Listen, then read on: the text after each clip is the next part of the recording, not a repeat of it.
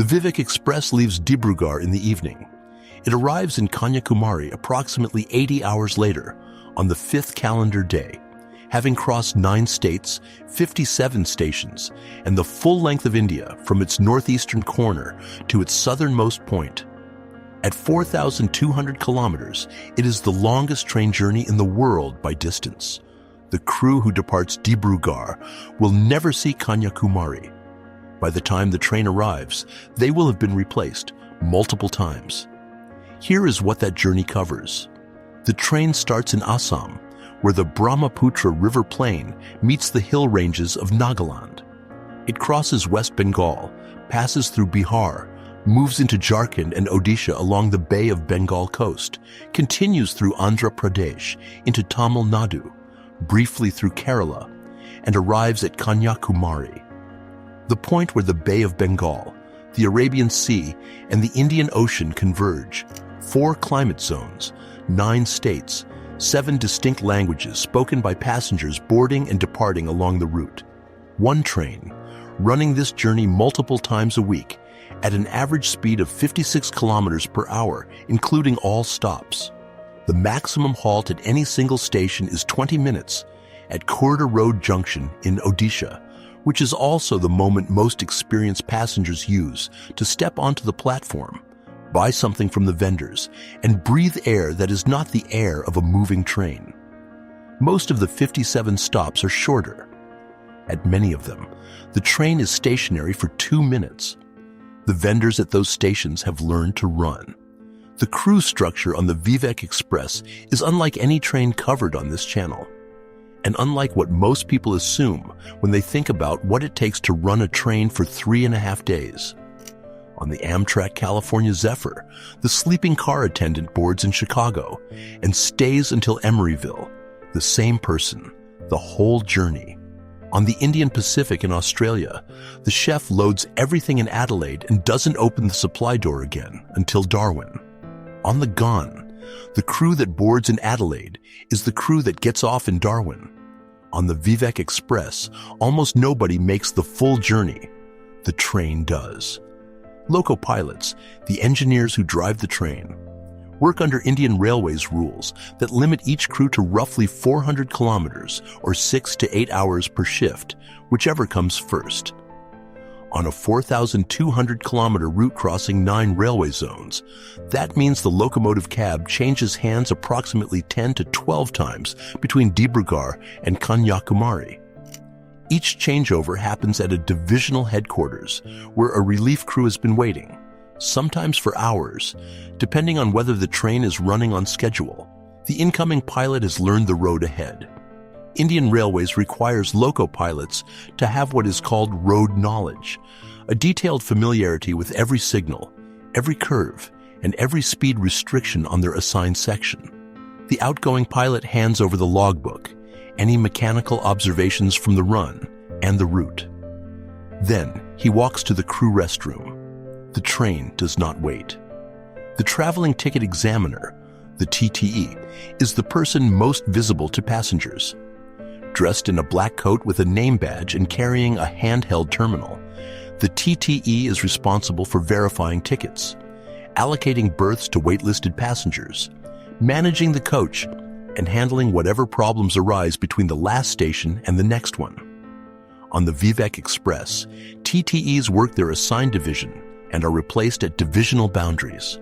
A passenger boarding in Dibrugarh will have a different TTE by the time the train reaches Kolkata, a different one again through Odisha, another through Andhra Pradesh, and another for Tamil Nadu. The TTE checking your ticket as you approach Kanyakumari has never seen the departure end of this train.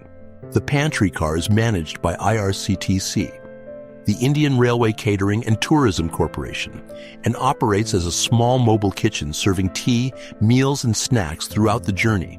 It is the one continuous thread of service on the train, though the staff inside it may also rotate at major stations.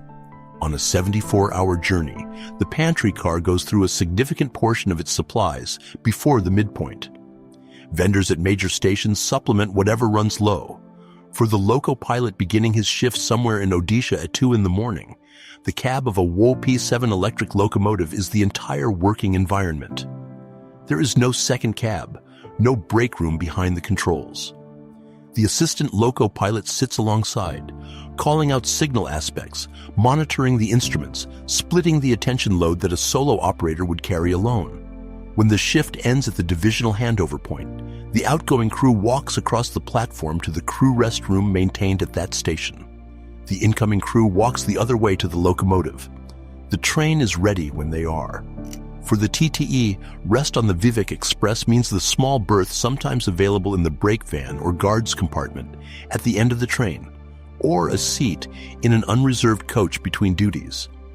Indian Railways provides rest facilities at major junction stations for outstation crew, but a TTE working a long-distance express through the night manages rest in the gaps between passenger requests, berth allocation disputes, medical situations, and the continuous documentation that the handheld terminal requires.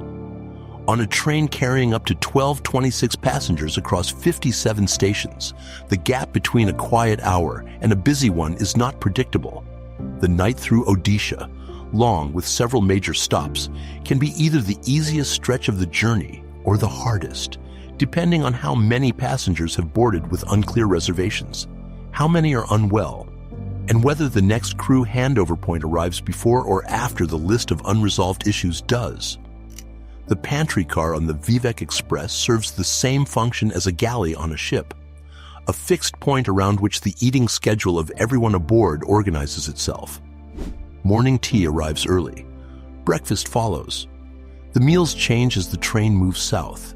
The food available from vendors at stations in Assam is not what vendors in Tamil Nadu sell, and the pantry car adjusts what it stocks based on what the regional vendors can supply at the stops along the way. A passenger who boards in Dibrugarh eating rice and dal will, by Andhra Pradesh, be in a region where the platform vendors are selling biryani and dosas. The train does not change. The food around it does. The practical challenge for the pantry car crew is volume and variety across a journey that crosses every climate zone in the country. In Assam, the weather at departure may be monsoon humid. In Tamil Nadu at arrival, it is coastal and warm year-round. Ingredients that hold well in one climate do not always hold as well in another. The crew works within what the refrigeration allows and what fresh supplies at major stops can supplement. This is not a kitchen provisioned in one city for a crossing through a single climate. It is a kitchen that drives through 9 different Indias. On one October crossing, the Vivek Express was running southbound through Tamil Nadu when something went wrong between the locomotive and the first coach. The coupler, the heavy steel mechanism that connects the engine to the consist, broke. The locomotive separated from the rest of the train while both were moving. For a few moments, a locomotive and a line of coaches full of passengers were 2 separate objects decelerating on the same piece of track.